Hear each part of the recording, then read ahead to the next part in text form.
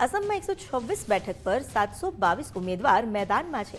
असमમાં 60 મહિલા સહિત 722 ઉમેદવાર મેદાનમાં છે। કુલ 722 પૈકી 102 ઉમેદવાર સામે ફોજદારી કેસ નોંધાયેલા છે। 102 પૈકી 83 ઉમેદવાર સામે ગંભીર ગુના છે।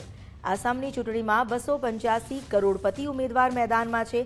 કોંગ્રેસના 28, ભાજપના 8 ઉમેદવાર સામે ફોજદારી કેસ દાખલ છે। એઆઈયુડીએફના 11, એજીએમના 6 ઉમેદવાર સામે કેસ છે। 8 ઉમેદવાર સામે હત્યા, 2 સામે મહિલા અપરાધનો કેસ નોંધાયેલો છે। આસામમાં ભાજપના 90 પૈકી 79 ઉમેદવાર કરોડપતિ છે।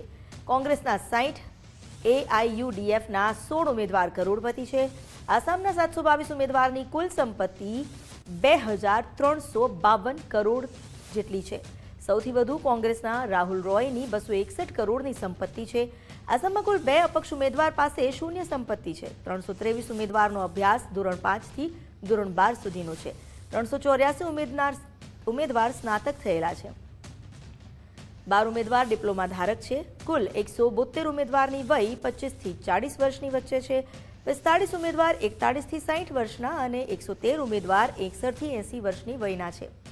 કોંગ્રેસે સૌથી વધુ 13 મહિલા ઉમેદવારને ટિકિટ આપી છે।